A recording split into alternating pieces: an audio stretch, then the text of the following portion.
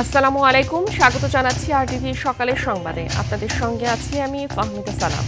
ফরিদপুরে আজও মহাসড়ক অবরোধ করেছে স্থানীয়রা। সকাল থেকে হামিরদি বাস স্ট্যান্ড সহ কয়েকটি স্থানের মহাসড়কে গাছ কেটে রাস্তা অবরোধ করা হয়েছে। এতে ফরিদপুরের সাথে ভাঙার যোগাযোগ ব্যবস্থা বন্ধ রয়েছে। এ সময় অবরোধকারীরা জানান, সম্প্রতি নির্বাচন কমিশন যে সিদ্ধান্ত নিয়েছে এটি তারা মানেন না। এই সিদ্ধান্ত থেকে সরে না আসা পর্যন্ত মহাসড়ক অবরোধ করে রাখার কথাও জানান তারা। এদিকে অবরোধের কারণে মহাসড়কটিতে যানবাহন আটকে পড়ে আছে, ভোগান্তিতে পড়েছেন মানুষ। সোমবার ভাঙায় আন্দোলনকারীদের হামলায় ইউনো অফিস সহ 15টি থেকে 20টি অফিস ও 2টি থানায় হামলা, ভাঙচুর ও অগ্নিসংযোগ করা হয়।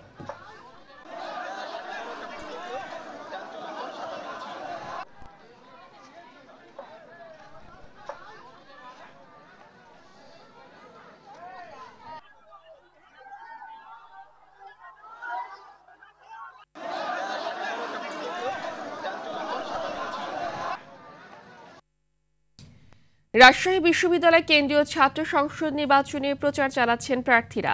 এবারে নির্বাচনে ইসলামী ছাত্র শিবির, ছাত্রদল ও সাবেক সমন্বয়ক ও স্বতন্ত্র প্রার্থীদের নিয়ে 11টি প্যানেল মাঠে নেমেছে। কমিশনের সর্বশেষ তথ্য অনুযায়ী এবারে নির্বাচনে ভিপি পদে 18 জন, জিএস পদে 13 জন ও এজিএস পদে 16 জন প্রতিদ্বন্দ্বিতা করবেন। এদিকে চট্টগ্রাম কেন্দ্রীয় ছাত্র সংসদ নির্বাচনের মনোনয়নপত্র বিতরণ চলছে। সকাল 10টা থেকে শুরু হয়ে মনোনয়ন ফর্ম বিতরণ। আগামী 17 সেপ্টেম্বর পর্যন্ত মনোনয়ন ফর্ম বিক্রি চলবে।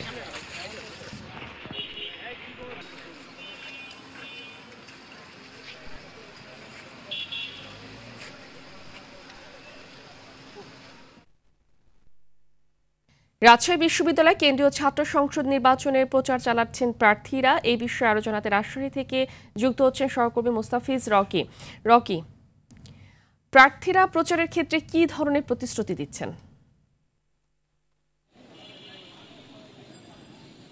আজকে দ্বিতীয় দিনের মতো যারা রাষ্ট্রীয় নির্বাচনের প্রার্থী রয়েছেন তারা কিন্তু প্রচারণা চালাচ্ছেন। বিশেষ করে সকাল থেকে আমরা দেখতে পাচ্ছি যারা প্রার্থী রয়েছেন তারা বিভিন্ন যে হলগুলো রয়েছে হলগুলোতে তারা যাচ্ছেন এবং ভোটারদের কাছে নানান ধরনের প্রতিশ্রুতি দিচ্ছে। বিশেষ করে তারা বলছেন যে ছাত্রদের যে অধিকার তারা সংরক্ষণ করবে, পাশাপাশি আবাসিক হল এবং অন্যান্য যে সমস্যাগুলি রয়েছে সেগুলো তারা সমাধান করবেন। এই ধরনের নানান প্রতিশ্রুতি দিয়েই মূলত আসলে ভোটার যারা রয়েছেন তাদের কিন্তু প্রার্থীরা মন জয় করার চেষ্টা করছে। এর আগে গতকালকে আমরা দেখেছিলাম যে ইসলামী ছাত্র শিবির এবং ছাত্রদলের পক্ষে পাল্টাপাল্টি আচরণবিধি লঙ্ঘনের তারা অভিযোগ করেছিলেন। এই বিষয় নিয়ে আমরা নির্বাচন কমিশনের সাথে কথা বলার চেষ্টা করেছিলাম। নির্বাচন কমিশনার যিনি রয়েছেন অধ্যাপক নজরুল ইসলাম, তিনি আমাদেরকে জানিয়েছেন যে আচরণবিধির বিষয় নিয়ে তিনি এখন পর্যন্ত আসলে কোনো ধরনের যে লিখিত অভিযোগ সেটি পাননি। তবে তিনি বলছেন যে মাত্রা দেখেই মূলত আসলে এবং সত্যতা যাচাইয়ের পরেই কোনো প্রার্থী যদি আচরণবিধি লঙ্ঘন করে থাকেন তাহলে কিন্তু তাদের বিরুদ্ধে ব্যবস্থা নেওয়ার কথা তিনি কিন্তু আসলে জানিয়েছেন।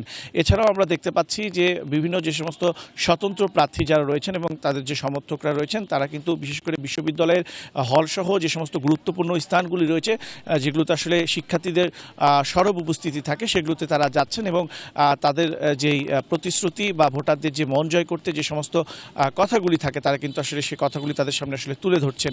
এছাড়াও আপনি জানেন যে এরই মধ্যে কিন্তু রাজশাহী বিশ্ববিদ্যালয়ের যে রাষ্ট্রীয় যে নির্বাচন অনুষ্ঠিত হচ্ছে এই নির্বাচনে এরই মধ্যে 42 জন তারা কিন্তু বিনা প্রতিদ্বন্দ্বিতায় নির্বাচিত হয়েছেন এবং প্রত্যেকেই কিন্তু আসলে হল সংসদের প্রার্থী ছিলেন।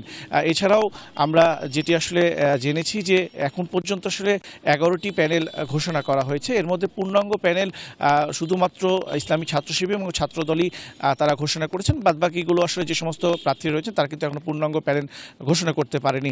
অন্যদিকে যে 35 বছর পর যে রাষ্ট্রীয় নির্বাচন হচ্ছে এটি নিয়ে কিন্তু আসলে সাধারণ শিক্ষার্থীদের মাঝে এক ধরনের যে উচ্ছ্বাস বা আনন্দ সেটি কিন্তু রয়েছে এবং পুরো ক্যাম্পাস জুড়ে কিন্তু যে উৎসবের আমেজ সেটি বিরাজ করছে। ফাহমিদা, ধন্যবাদ আপনাকে।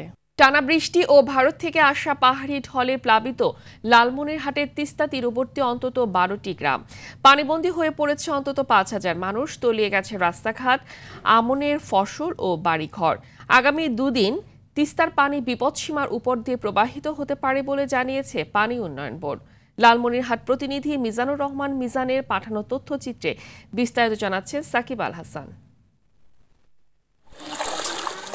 টানা বৃষ্টি আর পাহাড়ি ঢলে প্লাবিত লালমনিরহাটের হাতীবান্ধা উপজেলার গড্ডিমারি, সানিয়াজান, ধুপনি, কালীগঞ্জ উপজেলার ভোটমারি, চরবৈরাতি, আদিতমারি উপজেলার মহিষখোঁচা ও গোবর্ধন সদর উপজেলার রাজপুর, খুনিয়াগাছ, হরিণচড়া, কালমাটি সহ তিস্তা তীরবর্তী অন্তত 12টি গ্রাম।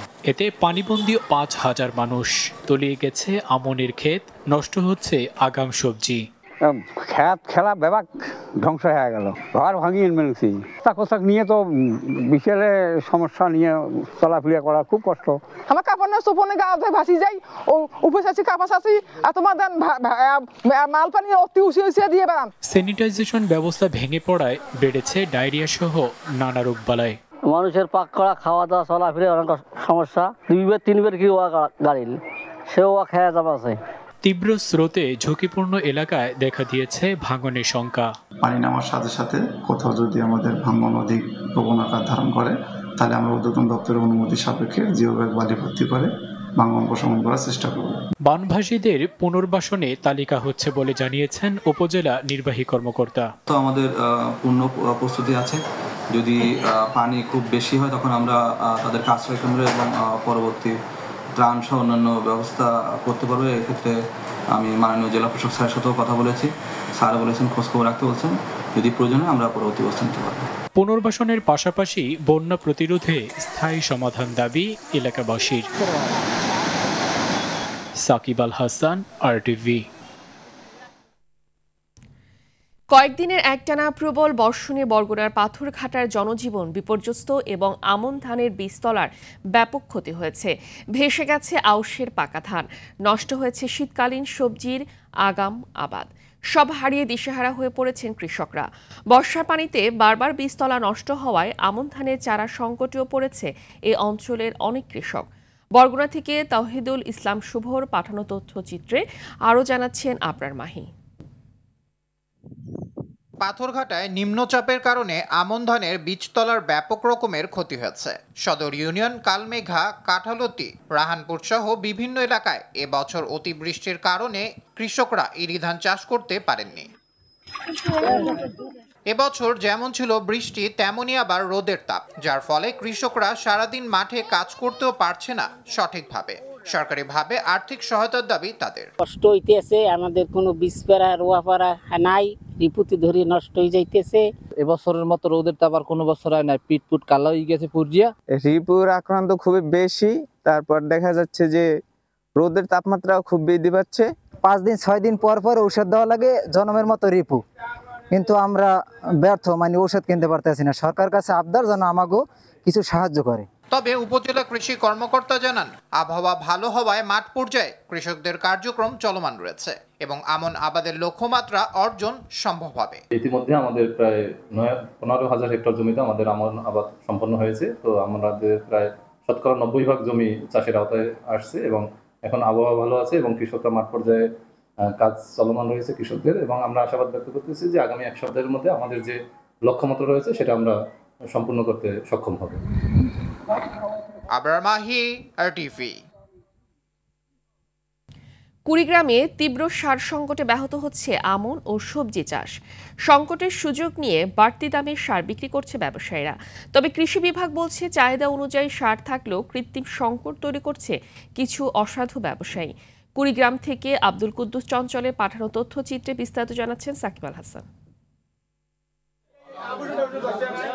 কুড়িগ্রামে হঠাৎ দেখা দিয়েছে সার সংকট। দিনভর লাইনে দাঁড়িয়ে থেকেও সার পাচ্ছেন না অনেক কৃষক। যারা পাচ্ছেন তাদের অভিযোগ, প্রয়োজনের তুলনায় খুবই অপ্রতুল সার দেওয়া হচ্ছে। সারের অভাবে নষ্ট হচ্ছে রোপা আমন ও সবজি। জেলার নাগেশ্বরী, ভুরুঙ্গামারি ও ফুলবাড়ী উপজেলায় সরকার নির্ধারিত 27 টাকার ইউরিয়া সার বিক্রি হচ্ছে 30 টাকায়, 20 টাকার MOP সার বিক্রি হচ্ছে 25 টাকায়, 27 টাকার TSP বিক্রি হচ্ছে 37 টাকা এবং 21 টাকার DAP সার বিক্রি হচ্ছে 26 টাকায়।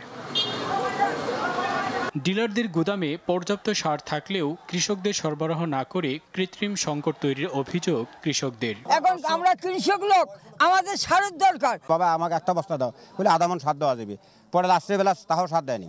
আমার না কমপক্ষে 3 বস্তা সার লাগে। সকালে না খাই আসছি আমি সারের জন্য, সকাল থেকে বসে আছি। এই ধাক্কা দেখিতে আমি সারই পাইনি, যাইতেই পারিনি ওখানে। একের প্রতি সার লাগবে 6 বস্তা, আমাদের এই কৃষক নিয়ে বসে আছি, সার দিতেছে না। অসাধু ব্যবসায়ীদের বিরুদ্ধে ব্যবস্থা নেওয়ার কথা জানান জেলা কৃষি কর্মকর্তা। যারা খুচরা ব্যবসায়ী তারা একটি কৃত্রিম সংকট তৈরির প্রক্রিয়া করতে পারে, সেক্ষেত্রে আমরা সজাগ আছি এবং আমরা সেক্ষেত্রে কোনো অভিযোগ পেলে সে জায়গায় মোবাইল কোর্ট পরিচালনা করছি। কুড়িগ্রামে এবার রোপা আমন ধান চাষের লক্ষ্যমাত্রা 1,20,500 হেক্টর নির্ধারণ করা হলেও চাষ হয়েছে প্রায় 1,000 হেক্টর বেশি জমিতে। সাকিব আল হাসান, RTV। সার সংকটের বিস্তারিত জানাতে কুড়িগ্রামে আছেন সহকর্মী আব্দুল কুদ্দুস চঞ্চল। আমরা সরাসরি তার সাথে কথা বলবো। চঞ্চল, সার সংকট সমাধানে প্রশাসনের উদ্যোগ কি, আর বাড়তি দামে যারা সার বিক্রি করছে তাদের বিরুদ্ধে প্রশাসন কোনো ব্যবস্থা নিয়েছে কিনা, কি তথ্য আছে আপনার কাছে জানাবেন।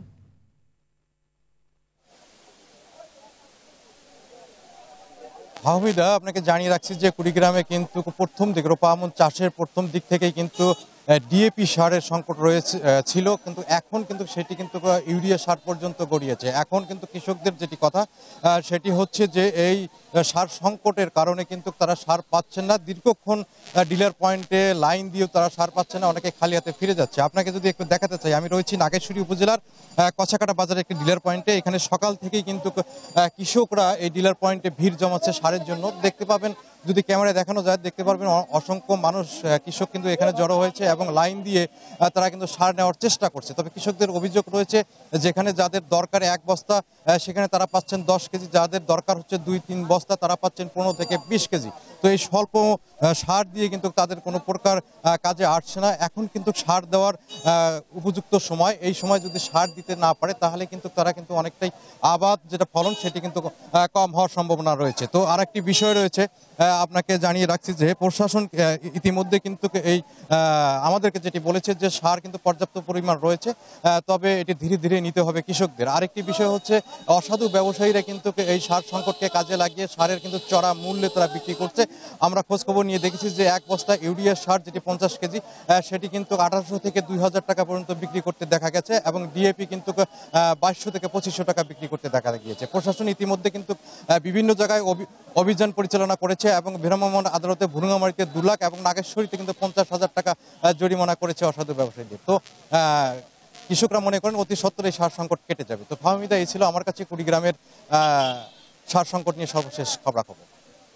ধন্যবাদ আপনাকে। নির্বাচন বিলম্বিত হলে দেশ বিপদগ্রস্ত হবে বলে মন্তব্য করেছেন বিএনপির স্থায়ী কমিটির সদস্য আমির খসরু মাহমুদ চৌধুরী। বলেন, এখন সময় দেশের মানুষের হাতে ক্ষমতা ফিরিয়ে দেওয়ার। আর দলের সিনিয়র যুগ্ম মহাসচিব রুহুল কবির রিজভী বলেছেন, পিআর পদ্ধতির দাবি কোনো ইস্যুর সুপরিকল্পিত মাস্টার প্ল্যানের অংশ। রাজধানীতে আলাদা অনুষ্ঠানে এসব কথা বলেন তারা। রুদ্র রফিকের রিপোর্ট। রাজধানীর দক্ষিণখানে প্রতিবন্ধী ব্যক্তিদের প্রশিক্ষণ উপলক্ষে এই মতবিনিময় সভায় যোগ দিয়ে বিএনপির স্থায়ী কমিটির সদস্য আমির খসরু মাহমুদ চৌধুরী বলেন, সবাইকে সাথে নিয়ে অন্তর্ভুক্তিমূলক দেশ গড়বে বিএনপি। আমরা সবাইকে নিয়ে স্বপ্ন দেখছি, আপনাদেরকে নিয়ে আমাদের স্বপ্ন আছে। রাষ্ট্রের কর্মকাণ্ডে, অর্থনৈতিক এবং সব ক্ষেত্রে প্রত্যেকটি মানুষের একটি অবদান থাকতে হবে। পরে গণমাধ্যম কর্মীদের জানান, নির্বাচন বিলম্বিত হলে ভয়াবহ পরিস্থিতির মুখোমুখি হবে দেশ। বাংলাদেশের মানুষের বহুদিন পরে মালিকানা ফিরে পাওয়ার যে প্রত্যাশা, ভোটের মাধ্যমে একটা নির্বাচিত সরকার সংসদ গঠন করবে, যেই সরকার সংসদ জনগণের দায়বদ্ধ থাকবে, সেটা যত বিলম্বিত হবে দেশ তত বেশি বিপদগ্রস্ত হবে। এদিকে নতুন বাজারে জামিয়া মাদানিয়া মাদ্রাসায় আমরা বিএনপি পরিবারের পক্ষ থেকে মানবিক কর্মসূচিতে যোগ দিয়ে দলের সিনিয়র যুগ্ম মহাসচিব রুহুল কবির রিজভী অভিযোগ করেন, কিছু দল পতিত ফ্যাসিস্টদের সাথে আঁতাত করছে। এলাকার লোক যদি তার প্রতিনিধিকে চিনতে না পারে আগে থেকে, তাহলে তো মানুষ বিভ্রান্তিতে ভুগবে, মানুষ তো করতে পারবে না যে আমাদের প্রতিনিধি কে হবে। সুপরিকল্পিত একটা মাস্টার প্ল্যানের দিকে আগাচ্ছেন, কিন্তু এটা কারো জন্যই কোনো কিছু মঙ্গল বয়ে নিয়ে আসবে না। পতিত স্বৈরাচার ফিরে এলে ভয়াবহ পরিস্থিতি তৈরি হবে বলেও সতর্ক করেন রিজভী। অন্যের জন্য ফাঁদ পাততে গেলে নিজে সে ফাঁদের মধ্যে পড়তে হয়, এটাও মাথার মধ্যে মনে রাখতে হবে। রুদ্র রফিক, RTV, ঢাকা। আসন্ন দুর্গাপূজা উপলক্ষে প্রধান উপদেষ্টা প্রফেসর মোহাম্মদ ইউনূসের সঙ্গে হিন্দু ধর্মীয় নেতৃবৃন্দ রাষ্ট্রীয় অতিথি ভবন যমুনায় সৌজন্য সাক্ষাৎ করেন। নেতৃবৃন্দ পূজা মণ্ডপ পরিদর্শনের আমন্ত্রণ জানান এবং সরকারের সহযোগিতার জন্য ধন্যবাদ জ্ঞাপন করেন। তারা জানান, এবছর পূজা মণ্ডপের সংখ্যা গত বছরের তুলনায় বেড়েছে এবং প্রশাসন সর্বোচ্চ সহায়তা দিচ্ছে। এ সময় প্রধান উপদেষ্টা বলেন, পূজা শুধু উৎসব নয়, এটি সাম্প্রদায়িক সম্প্রীতির বন্ধন শক্ত করার সুযোগ। তিনি পূজার অগ্রিম শুভেচ্ছা জানিয়ে সবাইকে সজাগ থাকার আহ্বান জানান। বৈঠকে ধর্ম উপদেষ্টা ডক্টর আ.ফ.ম. খালিদ হোসেন সহ বিভিন্ন পূজা পরিষদ ও ধর্মীয় সংগঠনের নেতারা উপস্থিত ছিলেন। মাদক বহনের অভিযোগ তুলে ভেনেজুয়েলার আরেকটি নৌযানে হামলার কথা জানালেন মার্কিন প্রেসিডেন্ট ডোনাল্ড ট্রাম্প। নৌযানটি যুক্তরাষ্ট্রের দিকে যাচ্ছিল বলে দাবি করেন তিনি। গেল কয়েক সপ্তাহের মধ্যে ভেনেজুয়েলার সন্দেহভাজন মাদকবাহী নৌযানের উপর যুক্তরাষ্ট্রের এটি দ্বিতীয় হামলা। হোয়াইট হাউস থেকে দেয়া বিবৃতিতে ট্রাম্প জানান, তার সরাসরি নির্দেশে সহিংস মাদক কার্টেল ও নার্কো সন্ত্রাসীদের লক্ষ্য করে এ অভিযান পরিচালিত হয়েছে। যদিও নৌযানটিতে মাদক ছিল এমন কোনো প্রমাণ প্রকাশ করেননি তিনি। এদিকে এই হামলাকে বোমা হামলার হুমকি হিসেবে উল্লেখ করেছেন ভেনেজুয়েলার প্রেসিডেন্ট নিকোলাস মাদুরো। যুক্তরাষ্ট্র তাদের বৈধ আত্মরক্ষার অধিকারকে অবজ্ঞা করেছে এবং দুদেশের সম্পর্ক পুরোপুরি ধ্বংস করে দিচ্ছে বলেও মন্তব্য করেন তিনি। But I would say, General, if they do that, you have a choice of doing anything you want. আজ সকালে আমার নির্দেশে যুক্তরাষ্ট্রের সেনারা দ্বিতীয় দফা হামলা চালিয়েছে। এগুলো ছিল ভয়ঙ্কর সহিংস মাদক কার্টেল ও নার্কো সন্ত্রাসীদের নৌযান। হামলার পর সমুদ্র জুড়ে ছড়িয়ে থাকা কোকেন ও ফেন্টানিলের বড় চালান জব্দ করা হয়েছে।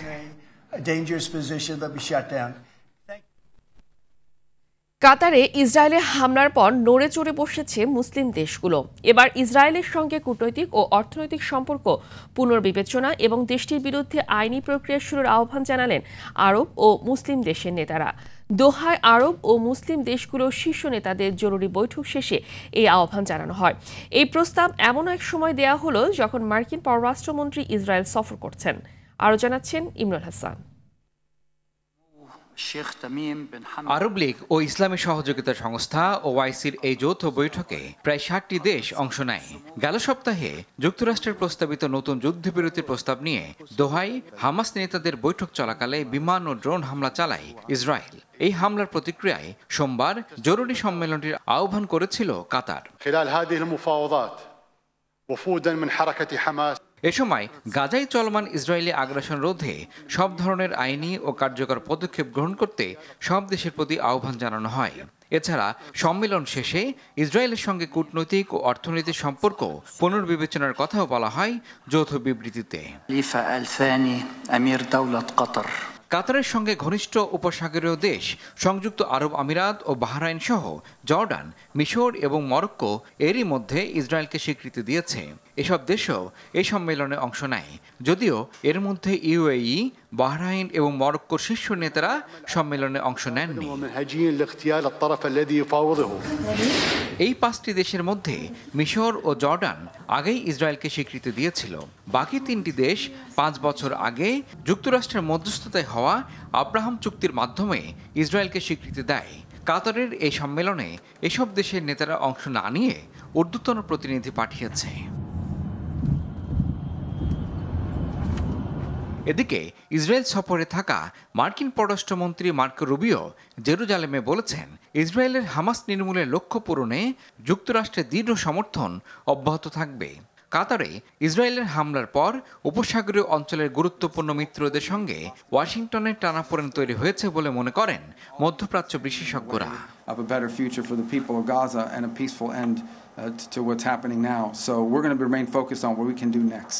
আন্তর্জাতিক সম্পর্ক বিশ্লেষকেরা বলছেন, এই হামলার পর মধ্যপ্রাচ্যে মার্কিন নিরাপত্তা নিশ্চয়তা নিয়েও প্রশ্ন উঠেছে। অঞ্চলটিতে যুক্তরাষ্ট্রের গুরুত্বপূর্ণ সামরিক স্থাপনা রয়েছে। অঞ্চলটির বৃহত্তম সামরিক ঘাঁটি কাতারে অবস্থিত। ইমরান হাসান, RTV। এশিয়া কাপে বাঁচা মরার লড়াইয়ে আজ আফগানিস্তানের মুখোমুখি হবে বাংলাদেশ। দুবাইয়ে ম্যাচটি শুরু হবে বাংলাদেশ সময় রাত 8:30টায়।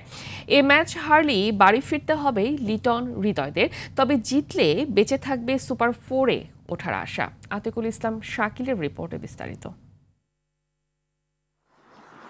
চ্যাম্পিয়ন হওয়ার লক্ষ্য নিয়ে আরব আমিরাতে যাওয়া বাংলাদেশ নিজেদের প্রথম ম্যাচে হংকংয়ের বিপক্ষে কোনো রকমে জিতলেও বড় ব্যবধানে হারে শ্রীলঙ্কার বিপক্ষে, আর তাতেই বাজে রান রেট নিয়ে খাদের কিনারায় পড়তে হয়। সেখান থেকে উঠে আসার একমাত্র উপায় আফগানদের বিপক্ষে জয় তুলে নেওয়া। এরপর আবার অপেক্ষা করতে হবে লঙ্কানদের বিপক্ষেও আফগানদের হারের। কিন্তু ইনফর্ম আফগানদের বিপক্ষে ভঙ্গুর বাংলাদেশের জন্য জয় তুলে নেয়া এক হিমালয় সমান টাস্ক হিসেবেই এসেছে। ম্যাচের আগের দিন সংবাদ সম্মেলনে যদিও বলতে হয় জয়ের সম্ভাবনার কথা, তবুও বাস্তবতা মেনে নিলেন bowling coach Mushtaq. That belief is very important and I believe that like coming from us as a coaching.